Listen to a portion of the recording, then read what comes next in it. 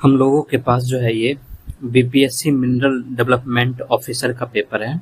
ये जो है ये बीपीएससी मिनरल डेवलपमेंट ऑफिसर का पेपर है, यानी कि खनिज विकास पदाधिकारी का पेपर है।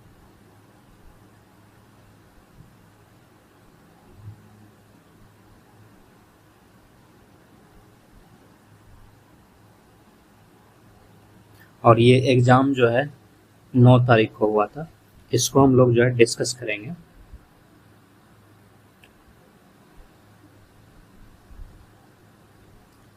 तो इसको हम लोग साइड कर लेते हैं और हम लोग जो है क्वेश्चन लगाना शुरू करते हैं। पहला क्वेश्चन है, जल विद्युत ऊर्जा उत्पादन केंद्र के संदर्भ में निम्नलिखित में से कौन एक युग्म सही सुमेलित है? नाफ्ता झाकरी, ये उत्तराखंड, ठीक है। ये जो है गलत है, ये जो है हिमाचल प्रदेश में स्थित है। ये जो है हिमाचल प्रदेश में है, किन्नौर और शिमला के बीच में है। ये जो है किन्नौर और शिमला के बीच में है, हिमाचल प्रदेश में। तो ये कथन हमारा गलत हो गया। टिहरी बांध जो है ये उत्तराखंड में पड़ता है, ये उत्तराखंड में, और ये जो है भागीरथी नदी के ऊपर है। तो ये भी गलत है। उसके बाद बोलता है सरदार सरोवर बांध गुजरात। हाँ, ये सही है। सरदार सरोवर बांध जो है ये गुजरात में पड़ता है। कोयना जल विद्युत परियोजना जो है ये केरल में नहीं है, ये जो है महाराष्ट्र में है, महाराष्ट्र में। तो हमारा आंसर जो है वो सी हो जाएगा। उसके बाद अगला प्रश्न है, ताप विद्युत संयंत्रों के संदर्भ में निम्नलिखित में से कौन सा युग्म सही है? एनटीपीसी दादरी बिहार। ये जो है एनटीपीसी दादरी जो है ये बिहार में नहीं, ये जो है यूपी में पड़ता है। शासन ultra mega power plant Madhya Pradesh, ये जो है सही है। ये जो है मध्य प्रदेश के सिंगरौली जिला है, यहाँ पर एक सिंगरौली जिला है, और इसी जिला में जो है ससन नाम का एक गांव है, उसी में जो है ये अल्ट्रा मेगा पावर प्लांट बना हुआ है। तो ये सही हो जाएगा। तो हमारा आंसर बी हो जाएगा। इसके अलावा जो है त्रियुदा थर्मल पावर प्लांट जो है ये केरल में नहीं, ये महाराष्ट्र में है, ठीक है। तो ये भी गलत है।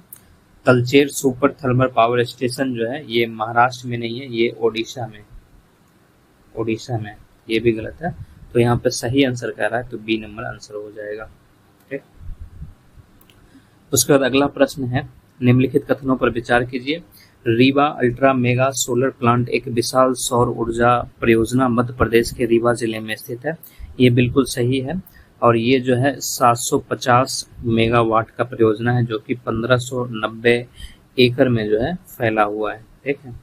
ये जो है एक विशाल सौर ऊर्जा परियोजना है, जो कि मध्य प्रदेश के रीवा में है।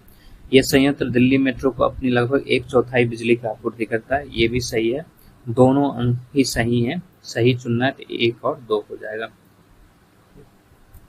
उसके बाद अगला प्रश्न है, निम्नलिखित में कौन सा पवन ऊर्जा संयंत्र तमिलनाडु से संबंधित है? तो तमिलनाडु में जो है वो मुंडप्पम पवन फार्म है, ठीक है, विंड फार्म है, और ये जो है one of the largest onshore wind farm है। तो इसका आंसर जो है डी हो जाएगा। उसका अगला प्रश्न है 5 नंबर, निम्नलिखित कथनों पर विचार कीजिए।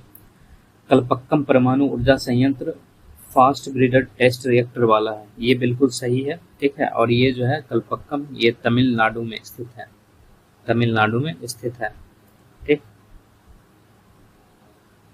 तमिलनाडु में स्थित है।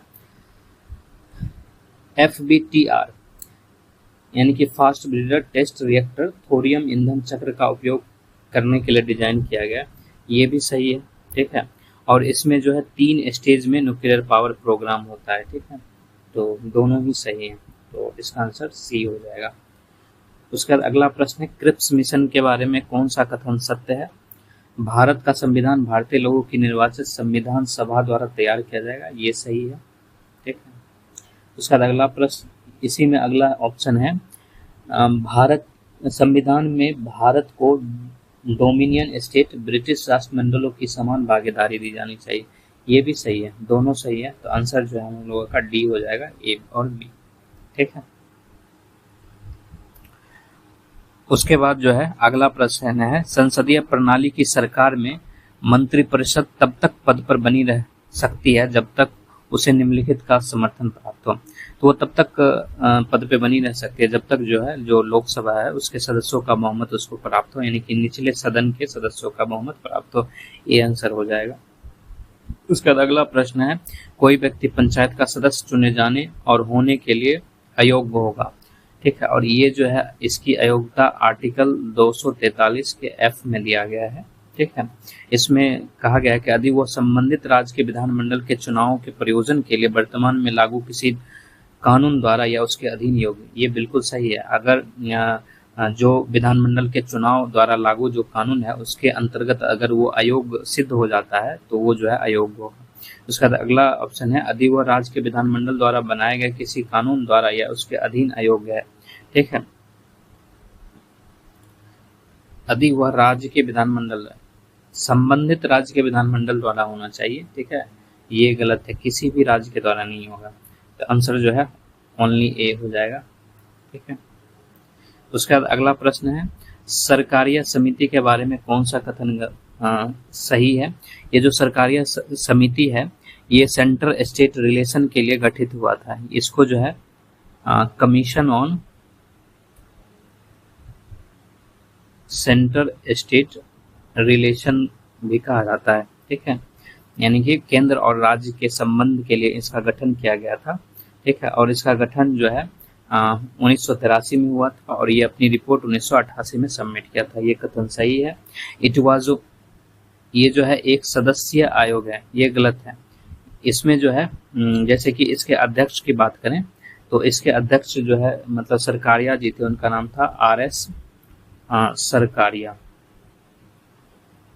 और इसमें जो है 2 सदस्य और थे, एक जो है B शिवारमन थे और एक जो है डॉक्टर SR सेन थे। ठीक है, तो ये जो है एक सदस्यीय आयोग नहीं था। हमारा आंसर जो है सही चुनना है तो सी हो जाएगा।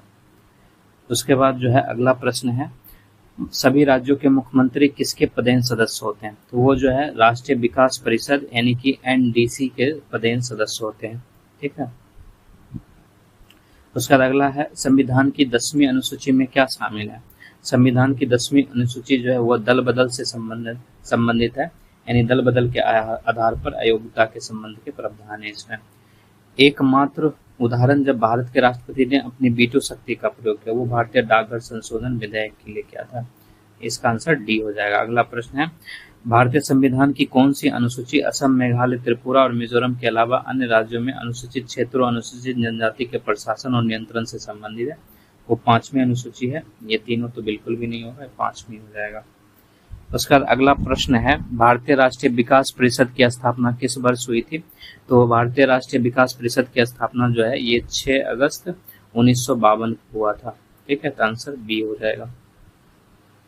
उसके बाद अगला प्रश्न है, भारत के राष्ट्रपति के बारे में कौन सा कथन सत्य नहीं है। ठीक है, तो राष्ट्रपति का चुनाव एकल संक्रमणीय मत के माध्यम से अनुपातिक प्रतिनिधित्व प्रणाली के अनुसार होगा। हाँ, ये जो है आर्टिकल 55 में ऐसा लिखा गया है, तो ये सही है।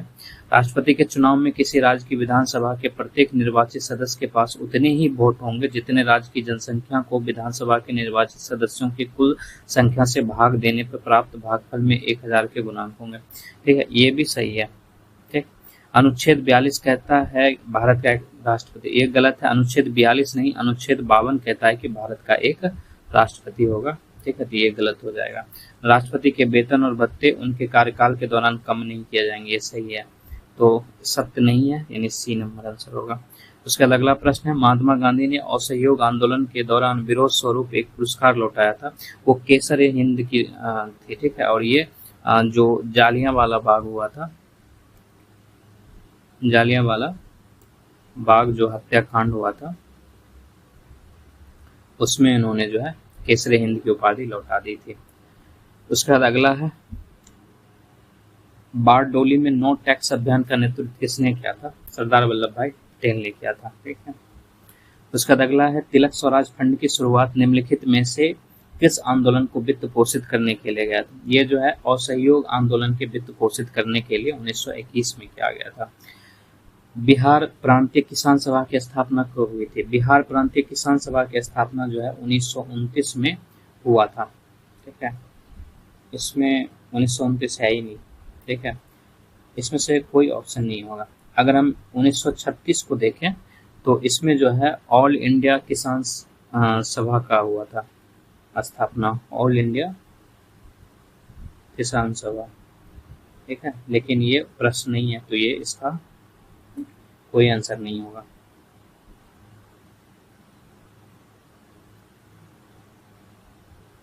ठीक है, 19 नंबर इसका ऑप्शन गलत है। अगला प्रश्न है, नेताजी सुभाष चंद्र बोस ने किस वर्ष फॉरवर्ड ब्लॉक पार्टी बनाई थी?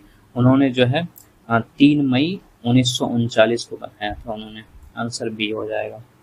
ठीक, उसके बाद अगला प्रश्न है, प्रसिद्ध कोमागाटा मारू घटना निम्नलिखित में किस देश से संबंधित है?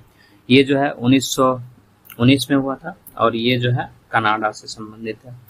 उसके बाद अगला प्रश्न है, इल्बर्ट बिल विवाद किससे संबंधित है? ये जो है 1883 में लाया गया था और ये जो है जो न्यायपालिका में नस्लीय भेद है उससे संबंधित था और इसमें बहुत ज्यादा विवाद हुआ था। उसके बाद है, भारतीय स्वतंत्रता लीग की स्थापना किसने की? भारतीय स्वतंत्रता लीग की स्थापना रास बिहारी बोस के द्वारा किया गया था और ये 1920 से 1940 के बीच में था। ठीक, उसके बाद अगला प्रश्न है, 1923 में बिहार में स्वराज दल की स्थापना किसने की थी? श्री कृष्ण सिंह के द्वारा जो है स्वराज दल या फिर इसको स्वराज पार्टी भी कहा जाता है, स्वराज पार्टी, इसकी स्थापना श्री कृष्ण सिंह के द्वारा 1923 में किया गया था। उसके बाद अगला प्रश्न है, सच्चिदानंद सिन्हा द्वारा, पता नहीं क्या लिखा हुआ है, एक सच्चिदानंद सिन्हा द्वारा जो है मतलब कौन सा समाचार पत्र जो है प्रकाशित किया गया, ऐसा कुछ है। तो सच्चिदानंद सिन्हा के द्वारा जो है सर्च लाइट किया गया था। ठीक है, द सर्च लाइट, ये समाचार पत्र प्रकाशित किया गया था 1918 में और वो भी कहाँ पे? पटना में किया गया था। तो आंसर बी हो जाएगा। उसके बाद अगला है, निम्नलिखित वंशों को सही काला अनुक्रम नीचे दिए कूट से व्यवस्थित करें।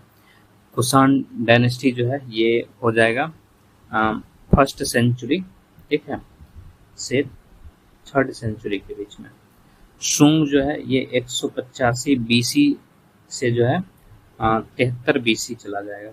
ठीक, गुप्ता जो है ये 3री शताब्दी, ठीक है, से जो है 6ठी शताब्दी चला जाएगा। ठीक, यानी कि 319 से 550 के बीच में। कब्न जो है ये 73 बीसी से जो है 28 बीसी तक चला जाएगा। ठीक है, तो सबसे पहले मेरा कौन सा होगा? तो सबसे पहले जो है ये सुंग वंश होगा, यानी 2रा नंबर। ठीक है, उसके बाद जो है कब्न आएगा। ठीक है, उसके बाद जो है कुषाण आएगा और उसके बाद जो है गुप्ता आएगा। ठीक है, तो आंसर जो है बी हो जाएगा, 3 4 1 3। उसके बाद 2 4 1 3 इसका यानी बी आंसर होगा। उसके बाद अगला प्रश्न है, कौन सा लेखक गयासुद्दीन तुगलक, मोहम्मद बिन तुगलक तथा फिरोज तुगलक का समकालीन था? ठीक है, जियाउद्दीन बरनी जो है ये तीनों के समकालीन था और इसने एक किताब लिखा था तारीख ए फिरोज शाही, इसने इसकी रचना की थी। और एक जो है फुतुह ए जहांदारी भी जो है इसी के द्वारा लिखा गया था। आंसर सी हो जाएगा। उसके बाद जो है अगला प्रश्न है, ठीक है, मिलान करना है इसमें भी। ठीक है, इसमें तो ऑप्शन औने पौने दिए गए हैं, जैसे कि लॉर्ड लिनलिथ गो था। ठीक है, इसका समय जो है 1936 से 1944 था। ठीक है, लॉर्ड माउंटबेटन देखिए ये जो है 1947 में यानी लास्ट टाइम वाइसराय थे। उसके बाद लॉर्ड विलिंगटन जो है ये 1931 से शुरू होके 1936 तक था इनका समय। और लॉर्ड बेवेल जो है 1943 से 1947 के बीच में था। अब ऑप्शन मैच करना है, लॉर्ड बेवेल का 1943 से 1947, तो इसमें हम लोग 1947 ले लेते हैं, इसका 3रा नंबर। लॉर्ड विलिंगटन 1931 से 36, 1931 से 36, अब इसका कौन सा लिया जाए? दोनों हो सकता है। ठीक है, तो इसको हम लोग जो है रहने देते हैं। लॉर्ड माउंटबेटन 1947, ठीक है।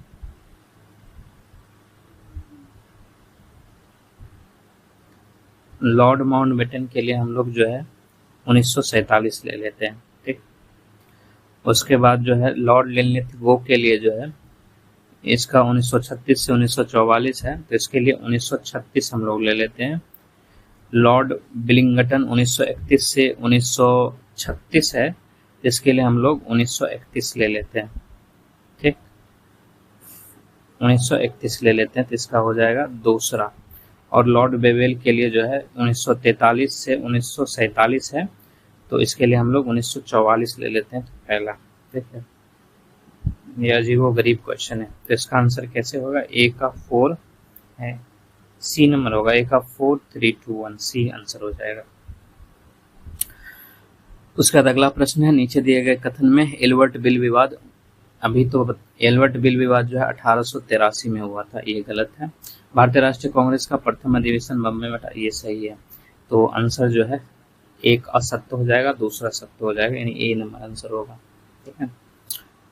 उसके बाद अगला प्रश्न है 30 नंबर, गुप्ता काल में बृहत संहिता की रचना जो है ये ब्राह्महीर के द्वारा किया गया था। ये 16वीं शताब्दी में किया गया था, ठीक है। और ये जो है संस्कृत में लिखा गया है, ठीक है। और ये जो है खगोल हो गया, फसल वगैरह हो गया, ज्योतिष हो गया, उस पे जो है इसको लिखा गया है, ठीक है। तो आंसर बी हो जाएगा।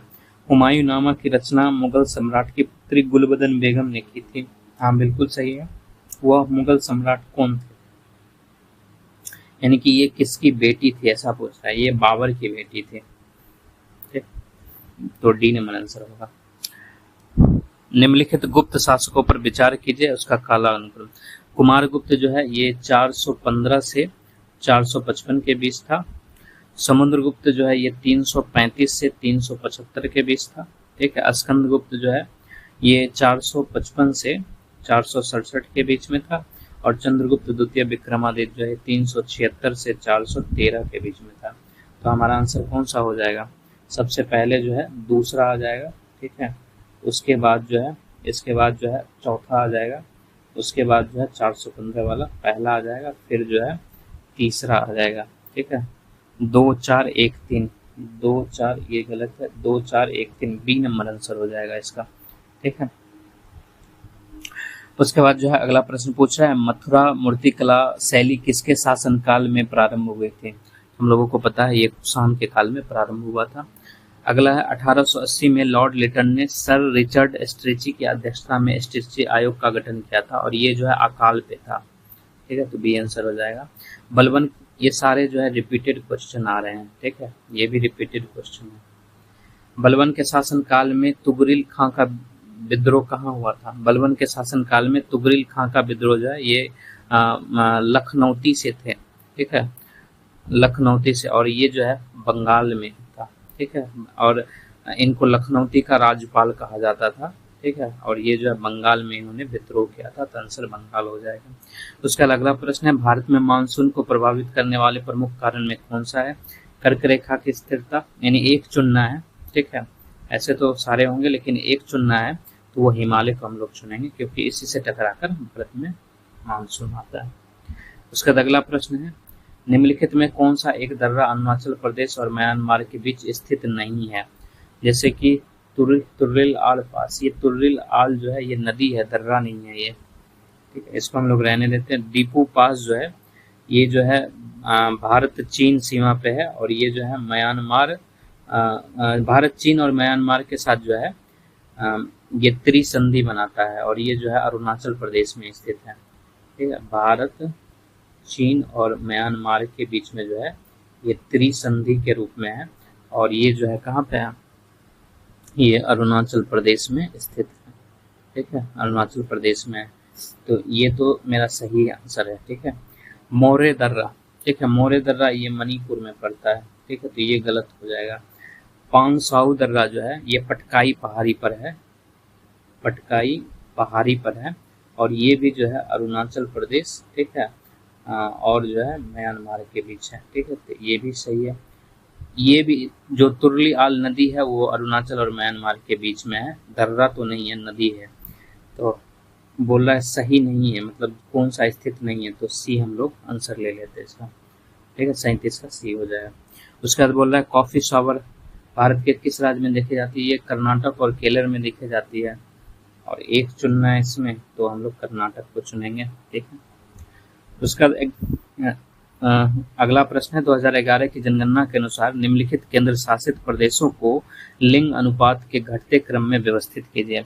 अगर हम लोग लिंग अनुपात देखें तो अंडमान निकोबार का 876 जो है मतलब महिलाएं हैं 1000 पुरुष पे, लक्षद्वीप में 946 है, पुदुचेरी में जो है 1037 लड़कियां हैं मतलब महिलाएं हैं, पुरुष पे यहाँ ज्यादा है महिलाओं की संख्या। चंडीगढ़ में जो है ये 818 महिलाएं हैं। ठीक है, 1000 पुरुष पे सारे।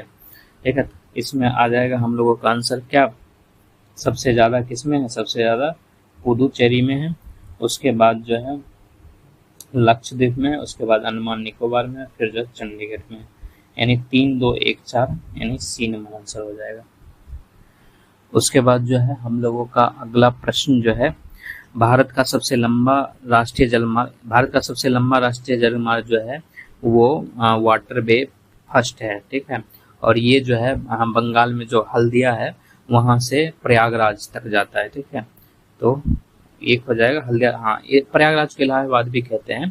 ठीक है, और ये जो है गंगा भागीरथी, ठीक है, भागीरथी और हुगली साथ में इसकी नदी प्रणाली पर स्थित है, और ये जो है इसकी लंबाई 1620 किलोमीटर है। ठीक है, तो आंसर डी हो जाएगा। उसके बाद बोलता है भारत में हरित क्रांति को लागू करने के पीछे मुख्य उद्देश्य क्या था?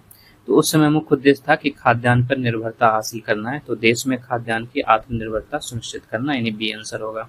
उसका अगला प्रश्न पूछ रहा है पंचपटमाली खदान किस खनिज से संबंधित है? तो पंचपटमाली खदान जो है ये एशिया की सबसे बड़ी बॉक्साइट की खदान है। ठीक है, ये जो है एशिया की सबसे बड़ी जो है बॉक्साइट की जो है खदान है। हमारा आंसर जो है बॉक्साइट हो जाएगा, और ये बॉक्साइट जो है ये एल्युमिनियम का जो है अयस्क होता है। एल्युमिनियम का जो है अयस्क या प्राथमिक जो भी कहें ये होता है।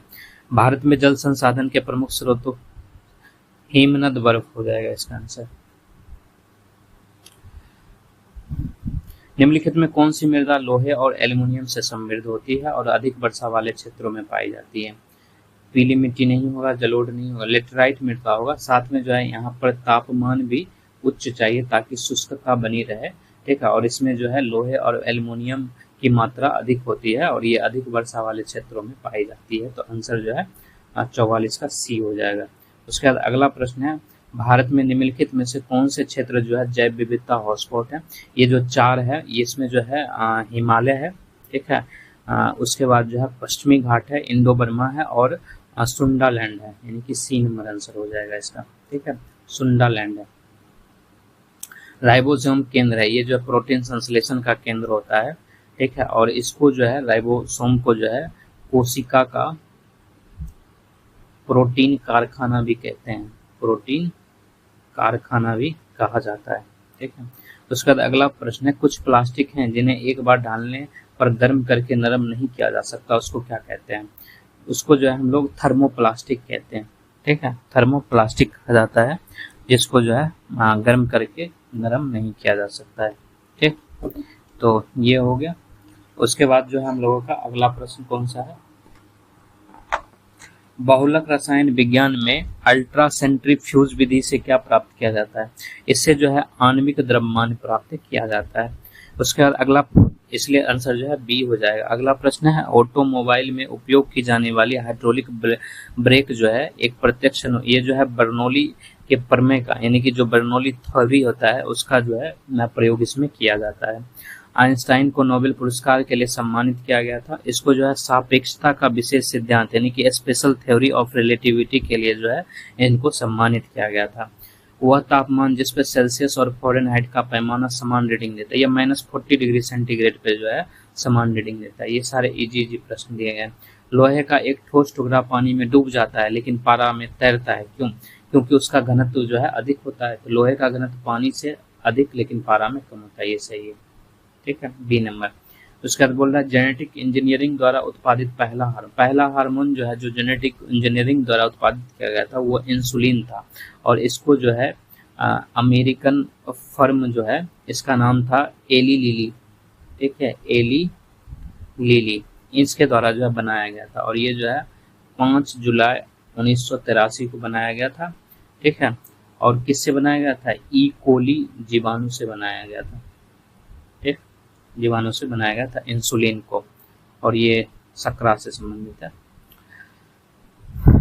उसके बाद अगला प्रश्न है, लेजर का उपयोग चंद्रमा जैसे दूर की वस्तु को मापने के लिए किया जाता है। ये बिल्कुल सही है, और ये जो है प्रकाश के अत्यधिक सुसंगत स्रोत यानी कि एक दूसरे का ये एक्सप्लेन भी है, ठीक है।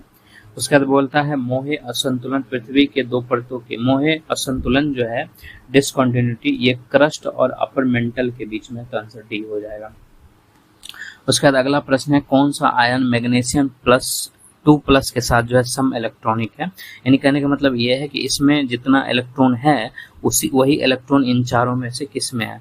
हम लोग देखते हैं जैसे मैग्नीशियम की परमाणु संख्या जो है, अगर हम लोग उसकी परमाणु संख्या को देखें तो वो 12 हो जाता है, और 2 इलेक्ट्रॉन हटाना है तो ये जो है 10 हो जाएगा। अब इसमें देखना है 10 किसके पास है, इसके पास जो है 9 और 1 जो है माइनस है यहाँ पे लगा हुआ, ठीक है, तो ये 10 हो जाएगा, यानी पहला ही हमारा आंसर हो जाएगा ए। उसका अगला प्रश्न है पाई बॉन्ड का निर्माण कौन से ओवरलैप द्वारा होता है। पाई बॉन्ड का निर्माण जो है पी और डी ऑर्बिटल के ओवरलैप द्वारा होता है। उसके बाद पूछ रहा है एक्वारेजिया के बारे में कौन सा कथन सत्य है। एक्वारेजिया HNO3 और HCl का मिश्रण है, बिल्कुल सही है। जो 3 ये गलत है, ये उल्टा लिखा हुआ है। एक्वारेजिया में जो रेशियो रहता है वो HNO3 और HCl के बीच में जो है 1:3 का रहता है, ठीक है। उसके बाद जो है नाइट्रोसोल क्लोराइड और नाइट्रोजन डाइऑक्साइड एक्वारेजिया को पीला और संतरी, ये भी सही है। एक्वारेजिया सोना और प्लेटिनम को घोल सकता है, ये भी सही है। एक्वारेजिया का pH वैल्यू 7 से कम होता है, ये भी सही है क्योंकि ये एसिडिक होता है, ठीक है। तो हमारा आंसर जो है क्या हो जाएगा, ठीक नहीं, यहाँ पे बड़ा लिखा हुआ है, ठीक है, तो एसिडिक बड़ा नहीं हो सकता है, ये छोटा होगा तो ये गलत है, ठीक है। तो हमारा जो है सही पूछ रहा है तो 2 और 3 आंसर हो जाएगा। 2 और 3 जो है C नंबर में है, ठीक है।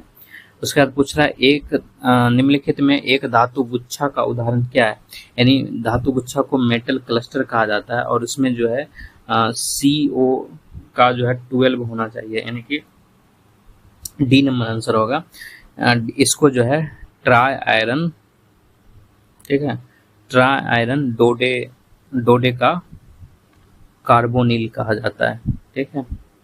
और डोडे का कार्बोनिल जहां जहां होगा वो जो है एक धातु गुच्छा होता है। जैसे एग्जांपल के लिए जो है अगर हम लोग ट्राइरुथेनियम का एग्जांपल लें, Ru3 और CO का जो है 12 हो जाएगा, ठीक है।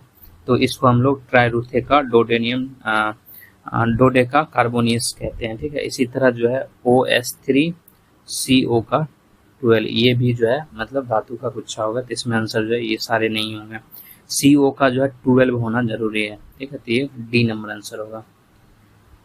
उसके बाद अगला प्रश्न है तनाव और चिंता, ये भी प्रश्न रिपीटेड है। तनाव और चिंता के उपचार में उपयोग की जाने वाली दवा, ठीक है, ये जो है एनाल्जेसिक होगा, ये दर्द में उपयोग किया जाता है, ठीक है। एंथ्राहिस्टामाइन जो है ये बुखार में उपयोग किया जाता है, ये भी इम्पोर्टेंट है, ठीक है। अगला प्रश्न है मुक्त मध्यवर्ती कण को आसानी से कैसे पहचाना जा सकता है। जो फ्री रेडिकल इंटरमीडिएट्स है उसको हम लोग जो है ESR स्पेक्ट्रोस्कोपी से पहचान सकते हैं, ठीक है, स्पेक्ट्रोस्कोपी से पहचान सकते हैं, तो ESR हो जाएगा इसका आंसर। उसके बाद अगला प्रश्न है जब एक अंडा उबाला जाता है और ठोस सामग्री में बदल जाता है तो क्या होता है, तो उसकी जो एंथैल्पी होती है, ठीक है, वो कम हो जाएगा, यानी कि उसमें जो है जो डिसऑर्डर है उसमें कमी आएगी, यानी कि अव्यवस्था में जो है कमी आएगा, B नंबर आंसर होगा। अर्हेनियस सिद्धांत के अनुसार एक प्रतिक्रिया की स्थिरांकता किस दर पर निर्भर करती है। अगर हम लोग अर्हेनियस सिद्धांत का फॉर्मूला लिखें तो वो हो जाता है K = AE to the power -EA/RT, ठीक है, ये फॉर्मूला है। यहाँ पर जो है ये भी फिक्स रहता है। ये जो है मतलब अरहेनियस सिद्धांत जो है ये निर्भर करेगा ऊर्जा पे, ठीक है, और प्लस जो है तापमान पर निर्भर करेगा। ये दो चीजों पर निर्भर करेगा, क्योंकि बाकी सारा चीज फिक्स है, एक एनर्जी, ठीक है, और एक जो है टेम्परेचर जो है इस पे निर्भर करेगा। तापमान, ऊर्जा भी होना चाहिए। अभिकारकों की प्रारंभिक सांद्रता, ठीक है, ये नहीं होगा। प्रतिक्रिया का समय, ये भी नहीं होगा, ये भी गलत है। सिर्फ टेम्परेचर को हम लोग इसमें ले सकते हैं, क्योंकि लेकिन ये जो है ऊर्जा और तापमान दोनों पर निर्भर करता है, ठीक।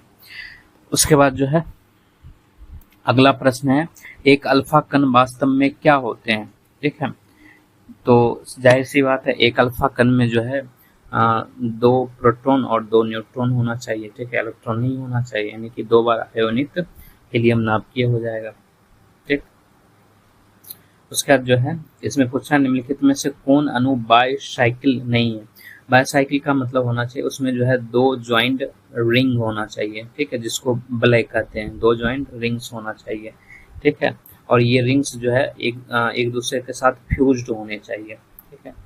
तो इसमें है, इसमें भी है, इसमें भी है, इसमें नहीं है, तो डी आंसर होगा हमारा, ठीक है। और इसको जो है हम लोग साइटोकिनिन कहते हैं, ठीक है, तो इसमें नहीं होगा। उसका पूछ रहा है कौन सा पौधा हार्मोन है, साइटोकाइनिन जो है ये पौधा हार्मोन है। उसके बाद अगला प्रश्न है, मस्तिष्क जिम्मेदार है सोचने के लिए, सही है। हृदय की धड़कन को नियंत्रण, ये भी सही है। शरीर का संतुलन, ये भी सही। उपरोक्त डी नंबर आंसर हो जाएगा। अगला प्रश्न है, निम्नलिखित में से कौन सा एक गलत मिलान है। श्वेत क्रांति दूध, ये भी सही है। तैल बीज बसा, ये भी सही है। मधुमक्खी पालन मछली, ये गलत है। मधुमक्खी पालन जो है वो मधुमक्खी से संबंधित होगा, ठीक है, ये गलत है। पड़ते अंडा, पड़ते जो है ये मुर्गी पालन से संबंधित होता है, ठीक है। इसको हिंदी इसका ट्रांसलेशन गलत किया गया है, इसमें इंग्लिश में लेयर्स कहते हैं, ठीक है, और ये जो मुर्गी पालन से संबंधित होता है, ठीक है, और मुर्गी जो अंडे से, तो ये भी सही है। गलत हमारा सी हो जाएगा, गलत मिलान, ठीक है, सी। उसका अगला प्रश्न है, विकासवादी दृष्टिकोण से हमारा अधिक साम्य है, ठीक है। हमारा अधिक साम्य कहने का मतलब है कि कौन हमसे अधिक मिलता जुलता है, ठीक है। और विकासवादी दृष्टिकोण क्या होता है कि जीवों के बीच में समानता का निर्धारण जो है उसकी आनुवंशिक निकटता और उसके पूर्वज के आधार पर होना चाहिए। जो निकट के पूर्वज हैं उसको विकासवादी दृष्टिकोण कहते हैं। तो जीवाणु का नहीं होगा, चिंपैंजी का कुछ देर हद तक हम लोग रखते हैं, मकड़ी का, एक चीनी स्कूल के लड़के का। तो जाहिर सी बात है, अगर हम लोग निकटता की बातें करें, आनुवंशिक निकटता, वो चिंपैंजी से ज्यादा जो है चीनी स्कूल के लड़के हो जाएंगे, ठीक है। तो आंसर जो है हमारा डी हो जाएगा, चिंपैंजी नहीं होगा। उसके बाद अगला प्रश्न है, निम्नलिखित में कौन सी मवेशी की जीवाणु जनित बीमारी है। जीवाणु जनित बीमारी जो है वो एंथ्रेक्स है, और इसको जो है पूरा नाम जो है इसका बैसिलस एंथ्रेसिस कहा जाता है, ठीक है। तो आंसर जो है ए हो जाएगा। उसके बाद अगला है, डॉक्टर एम एस स्वामीनाथन का संबंध, इसका ग्रीन रेवोल्यूशन यानी कि हरित क्रांति से जो है इनका संबंध था। अगला प्रश्न है, जैविक खेती में प्रयुक्त जैव उर्वरकों में शामिल है, ठीक है, सहजीवी और स्वतंत्र जीवित नाइट्रोजन स्थिर करने वाले बैक्टीरिया, ये सही है। नाइट्रोजन स्थिर करने वाले साइनोबैक्टीरिया, ये भी सही है। फॉस्फेट घुलनशील सूक्ष्मजीवी, ये भी सही है। यानी कि जैविक कृषि कर रहा है तो उसमें जो है जो उर्वरक है उससे हम लोगों को बचना पड़ेगा। तो यहाँ पर जो है बैक्टीरिया, साइनोबैक्टीरिया और सूक्ष्मजीव की ही बातें हो रही है, तो सारा आंसर होगा। उसके बाद पूछा, लाइकेन वायु प्रदूषण में किस घटक के लिए अच्छे जैव संकेत, ये जो है सल्फर डाइऑक्साइड के लिए है, ठीक है, सल्फर डाइऑक्साइड के लिए। और इसको क्या लिखा जाता है, इसको SO2 लिखा जाता है, आंसर सी हो जाएगा। उसके बाद पूछ रहा है, पुकेसर महत्वपूर्ण है। पुकेसर में जो है पोलन ग्रेन्स होते हैं, ठीक है, पुकेसर में जो है पोलन ग्रेन्स होते हैं, ठीक है, यानी परागकण होते हैं, तो आंसर ए हो जाएगा। उसके बाद बोला जैविक खेती में शामिल नहीं है, ठीक है। फसल चक्रण ये शामिल है। रासायनिक उर्वरक का उपयोग जो है जैविक खेती में नहीं करना है। जैविक कीटनाशक, ठीक है, जैव कीटनाशक है तो इसका उपयोग कर सकते हैं। जैव उर्वरक, इसका भी उपयोग हम लोग कर सकते हैं, लेकिन रसायन कर नहीं कर सकते, रासायनिक उर्वरक। तो आंसर जो है बी हो जाएगा। उसके बाद जो है अगला प्रश्न है, यह श्रृंखला को देखें 5, 21, 13 डैश 15, 16, यहाँ पर रिक्त स्थान के बाद, तो 5 है, 21 है, 13 है, डैश 15 है और 16 है।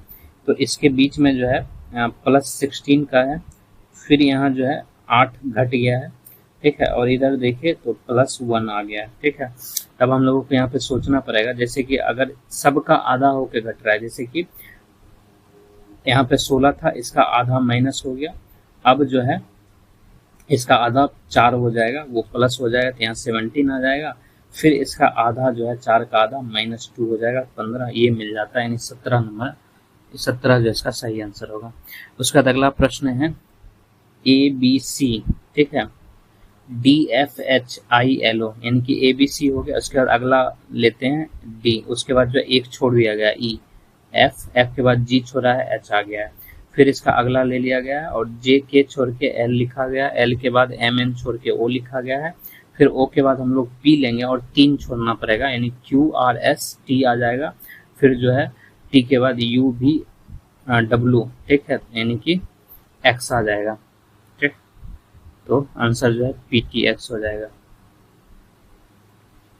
उसका अगला प्रश्न है X/Y, ठीक है, और 6 कोमा जो है 6/8, फिर जो है 10/-1, फिर 18/-28, यहाँ पर X और Y के स्थान पर क्या होगा। तो अब जैसे X का कौन कौन है, X जो है 6 हो जाएगा, ठीक है, उसके बाद फिर 10 हो जाएगा, उसके बाद फिर जो है 18 हो जाएगा। इसके बीच में क्या रिलेशन है, तो जैसे देखते हैं, इसमें जो है 4 प्लस हुआ है और इसमें जो है 8 प्लस हुआ है, यानी दुगुना प्लस हो रहा है, तो इसमें जो है 2 प्लस हुआ होगा, और अगर 2 प्लस हुआ होगा तो X जो है वो 4 रहा होगा। ठीक है, तो सब में X 4 है, यानी Y भी फाइंड करना पड़ेगा। तो Y के लिए हम लोग यहाँ पे लिख रहे हैं, Y जो है, Y के लिए Y हो जाएगा और उसके बाद 8 आ जाएगा, ठीक है, फिर जो है इसमें -1 आएगा, उसके बाद -28 आएगा।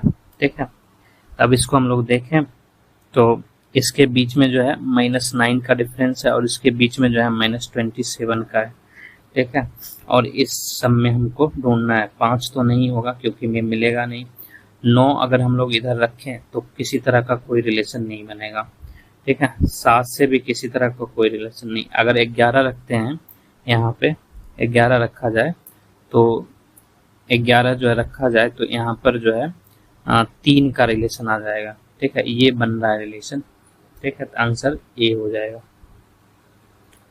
उसका अगला प्रश्न है फाइंड, इसमें जो है श्रृंखला में गलत संख्या ज्ञात कीजिए। ठीक है, 1, 2, 6, 15, 31, 56, 91। ठीक है, इसमें सिंपल है ये, इसमें 1 जोड़ा गया है, ठीक है, इसमें जो है 4 जोड़ा गया है, इसमें 9 हुआ है, इसमें जो है 16 हुआ है और इसमें जो है 25 हुआ है, तो यहाँ पर जो है 36 होना चाहिए। यानी 36 क्यों होगा, क्योंकि इसके बीच में 3 का फर्क है, इसमें 5 का फर्क है, इसमें 7 का फर्क है, इसमें 9 का है, तो यहाँ जो 11 का होना चाहिए। 11 जब 25 के साथ जुड़ेगा तो वो 36 हो जाएगा, और 36 जो है जब 56 के साथ जुड़ेगा तो वो जो है 92 होना चाहिए, तो यानी 91 जो है गलत है, यानी ए नंबर आंसर होगा।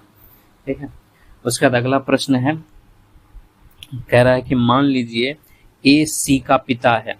ठीक है, ए जो है सी का पिता है, डी बी का पुत्र है, ई ए का भाई है, ठीक है, सी डी की बहन है, तो बी ई के साथ क्या संबंध है। जैसे कि अब बोल रहा है ए जो है सी का पिता है, ठीक है, ए जो है वो सी का जो है पिता है। ठीक है, उसके बाद बोल रहा है डी बी का पुत्र है, इसको रहने देते हैं, ए ई का भाई है, ई जो है ए का भाई है। ठीक है, उसके बाद बोल रहा है सी डी की बहन है, सी जो है डी की बहन है, तो ये जो है डी की बहन है। ठीक, डी की बहन है। उसके बाद बोल रहा है बी ई, उसके बाद एक छूट रह गया, डी बी का पुत्र है, डी जो है बी का पुत्र है, डी जो है बी का पुत्र है, यानी कि इसकी पत्नी हो गई। ठीक है, बी। ठीक है, अब पूछ रहा है बी इससे किस प्रकार संबंधित है। ए जो है ई का भाई है और ये इसकी पत्नी है, यानी कि दोनों ये इसकी भाभी हो जाएगी, यानी देवर का संबंध हो जाएगा। ठीक है, अगला प्रश्न है, अंग्रेजी वर्णमाला के पहले आधे भाग को उल्टा क्रम में लिखने पर अक्षर ई दाईं ओर से कितने पे होगा। पहले आधे को ही उल्टा कर रहा है। ठीक है, आधा जो है सेम है, इसमें 13 अक्षर तो पहले इधर से हो गए। ठीक है, और अगर उल्टा किया जाए, ठीक है, उल्टा किया जाए तो कुछ नहीं बदलेगा, बस ई जो है यानी कि A B C D E जो है ये 5 में आएगा, यानी कि 13 + 5 जो है ये 18 हो जाएगा, यानी बी नंबर। उसका बाद अगला प्रश्न है कि तालिका ए का मान क्या होगा। अगर हम लोग सबको जोड़ते हैं, ठीक है, 12 + 22 हो जाएगा 24 × 10 34, 34 8 जो है 42, 42 × 10 52, 52 + 87 जो है 9 और 13 यानी कि 139 है। ठीक है, इसको हम लोग जोड़े तो 95 × 10 105, 105 4 जो है 109 20 और 139, ये भी 139 है। ठीक है, इसको जोड़े तो 4 34, ठीक है, और इधर हो जाएगा ये भी 139 है, ये भी यानी 139 होना चाहिए। 88 + A + 9 + 25 जो है वो 139 के बराबर होना चाहिए। इसको हम लोग जोड़ेंगे तो आ जाएगा 97 और 5 जो 102 और 102 20 122 प्लस ए जो है 919 139 हो जाएगा। ए इक्वल टू कितना हो जाएगा 139 120, इसको माइनस करें 71 यानी 17 हो जाएगा डी नंबर आंसर।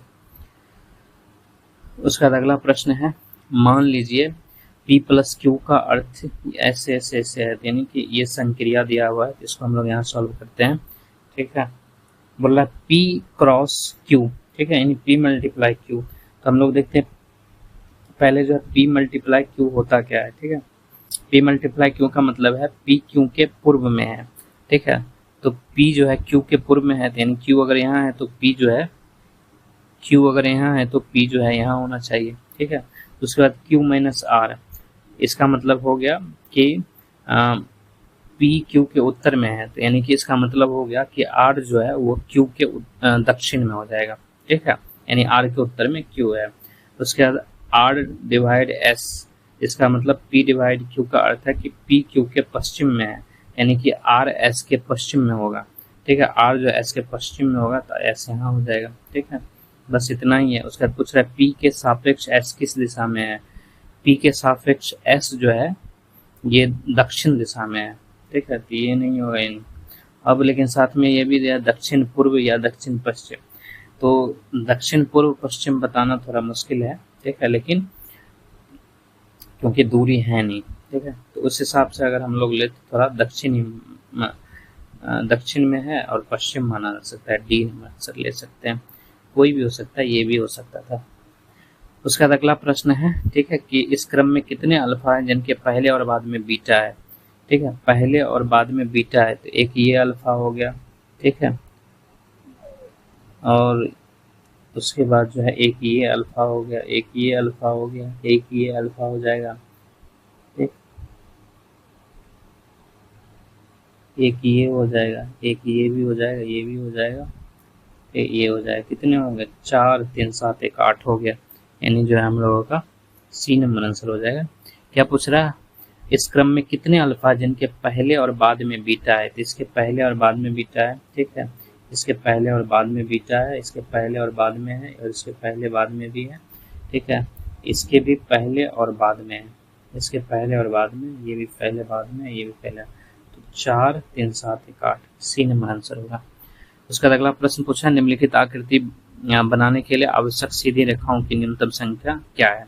पहले हम लोग सीधी रेखा देख लेते हैं। तो 1 2 3 4 5 6 7, ठीक है, 8, ठीक, 8 सीधी रेखा हो गया मेरे पास। ठीक है, उसके बाद बोल रहा है, ठीक है, कितना 1 1 2 3 4 5 6 7 8 और 9, ये भी तो सीधा है। ठीक है, उसके बाद जो है 10 11 12 13 14 15 16 और 17, डी नंबर आंसर हो जाएगा। ठीक, उसके बाद जो है अगला प्रश्न है, भारतीय संविधान के संबंध में किस निर्णय ने सबसे पहले मूल संरचना सिद्धांत को स्पष्ट। ये जो है केशवा भारती बनाम केरल राज्य था, उसमें लाया गया था द बेसिक स्ट्रक्चर डॉक्ट्राइन। ठीक है, उसके बाद अगला है, भारत के संविधान में निम्नलिखित में से किसका उल्लेख नहीं है। योजना आयोग का उल्लेख नहीं है, प्लानिंग कमीशन का उल्लेख जो है भारतीय संविधान में नहीं है। 2023 के कानून के अंतर्गत मुख्य चुनाव आयुक्त का कार्यकाल कितना है। इसका जो 6 वर्ष या 65 वर्ष की आयु हो गया है। ठीक, उसके बाद बोल रहा है कौन सा अनुच्छेद संसद को राष्ट्रीय हित के राज्य सूची के विषयों पर कानून बनाने का अधिकार देता है? यह अनुच्छेद 249 है। ठीक है। उसके बाद अगला प्रश्न है निम्नलिखित में से किस अधिनियम ने भारतीय दंड संहिता 1860 का स्थान, ये भारतीय न्याय संहिता जो है इसका स्थान लिया था, भारतीय न्याय संहिता 2023। आंसर सी हो जाएगा। उसके बाद जो है अगला प्रश्न है कौन सा देश क्वाड, ये भी रिपीटेड क्वेश्चन है। ठीक है। क्वाड में 4 देश रहते हैं। ठीक है। इसमें जो है रूस नहीं है। ठीक है। ऑस्ट्रेलिया, जापान, भारत, ठीक है, और यूएसए है। रूस नहीं है तो आंसर ए हो जाएगा। ठीक, इसका आंसर जो है ए होगा। उसका अगला प्रश्न है I2U2 भारत, इजराइल, यूएसए मुख्य रूप से किस पर केंद्रित है? ये जो है आर्थिक विकास पर इन्होंने केंद्रित है। ठीक है। G20 शिखर सम्मेलन 2023 के आयोजनों में भारत की प्रमुख उपलब्धि क्या थी? इसकी प्रमुख उपलब्धि यही थी कि अफ्रीकी संघ को जो है अस्थायी सदस्यता जो है मतलब प्राप्त हुआ था। ठीक है। तो यही इसकी सबसे प्रमुख उपलब्धि थी। उसका अगला प्रश्न है ब्रिक्स राष्ट्रों के बीच डी-डॉलरीकरण, इसको जो है इसका ट्रांसलेशन गलत किया गया। इसका अर्थ जो है डी डॉलराइजेशन होगा। ठीक है। और डी डॉलराइजेशन मतलब कहने का मतलब जो व्यापार हो रहा है, ठीक है, जो ट्रेड होता है उसमें यूएस डॉलर पर जो डिपेंडेंसी होती है, निर्भरता, उसको खत्म करना है, यानी धीरे धीरे कम करना है या उससे बचना है। आंसर जो है सी हो जाएगा। उसका अगला है डिजिटल व्यक्तिगत डेटा संरक्षण अधिनियम 2023 निम्नलिखित प्रदान नहीं करता है। ठीक है। सहमति आधारित डेटा उपयोग ये करता है, डेटा प्रिंसिपल पर अधिकार ये करता है, डेटा संरक्षण बोर्ड का भी इसमें प्रावधान है, डेटा पोर्टेबिलिटी का अधिकार ये गलत है। ठीक है। आंसर डी हो जाएगा। उसके बाद अगला प्रश्न है, ठीक है, NH48, NH44, NH27, NH19। जैसे कि NH27 जो है ये गुजरात में पोरबंदर से लेकर सिलचर तक है। ठीक है। तो इसका 4 हो जाएगा। और NH44 जो है ये श्रीनगर से कन्याकुमारी यानी बड़ा वाला है। ठीक है। तो ए हो जाएगा। ठीक है। अगर उस हिसाब से हम लोग देखें तो बी का 1, ठीक है, यानी कि बी नंबर ही आंसर होगा। ठीक है। यानी ए का जो है 2 हो जाएगा। ठीक है। और डी का जो है 3 हो जाएगा। ठीक है। और 1 4 यानी बी नंबर आंसर होगा। उसका अगला प्रश्न है, ठीक है, भारतीय प्रसिद्ध पुलों के संदर्भ में निम्नलिखित में से कौन सा जोड़ा सही सुमेलित नहीं है? कोरोनेशनल ब्रिज पश्चिम बंगाल, ये बिल्कुल सही है। बोगीबील ये सही है। बांद्रा वर्ली सी लिंक ये भी सही है। गोदावरी आर्च ब्रिज ये गलत है। गोदावरी आर्च ब्रिज जो है ये तमिलनाडु में नहीं है, ये राजमुंदरी में है। ठीक है। ये आंसर हो जाएगा ये आंध्र प्रदेश ना। उसका अगला प्रश्न है निम्नलिखित में से कौन सा भारतीय रेल लिंक पर्वतीय रेलवे नहीं है? ठीक है। नीलगिरी जो है ये पर्वतीय रेलवे है। ठीक है। माथेरन जो है ये भी है। कन्याकुमारी से त्रिवेंद्रम रेलवे ये नहीं है। कालका शिमला है। ठीक है। तो इसका आंसर जो है सी हो जाएगा। ठीक है। ऐसे जो है मुख्य रूप से 3 है जिसमें नीलगिरी, कालका शिमला आता है। ठीक है। माथेरन में भी जो है मतलब भारतीय रेल लिंक जो है पर्वतीय रेलवे वाला है। ठीक है। माथेरन महाराष्ट्र में है। तो इसका आंसर जो है सी हो जाएगा, कन्याकुमारी से त्रिवेंद्रम रेलवे। उसके बाद अगला प्रश्न है भारतीय हवाई अड्डों के संदर्भ में निम्नलिखित में से कौन सा जोड़ा सम्मिलित है? सरदार वल्लभ भाई पटेल अंतर्राष्ट्रीय हवाई अड्डा, ये सही है। सरदार वल्लभ भाई पटेल जो है ये गुजरात में है। तो उसका आंसर ए हो जाएगा। ये मेरा आखिरी प्रश्न है भारत में सबसे अधिक प्लेटफॉर्म वाला रेलवे स्टेशन 2023 में कौन सा था? वो जो है हावड़ा जंक्शन था। यहाँ पर जो है उस 23 मतलब प्लेटफॉर्म है जो कि भारत में सबसे ज्यादा है। ठीक है। तो ये था हम लोगों का पेपर। ठीक है। बीपीएससी मिनरल डेवलपमेंट ऑफिसर का यानी खनिज विकास पदाधिकारी का, जो कि 9 अगस्त को पेपर हुआ था। ठीक है। तो इसमें हम लोगों ने सारे सवाल को देखे। इसमें 2-3 सवाल जो है रिपीटेड था, बाकी पेपर जो है उतना मुश्किल नहीं था। ठीक है। तो इसमें हम लोग यहीं तक रखते हैं।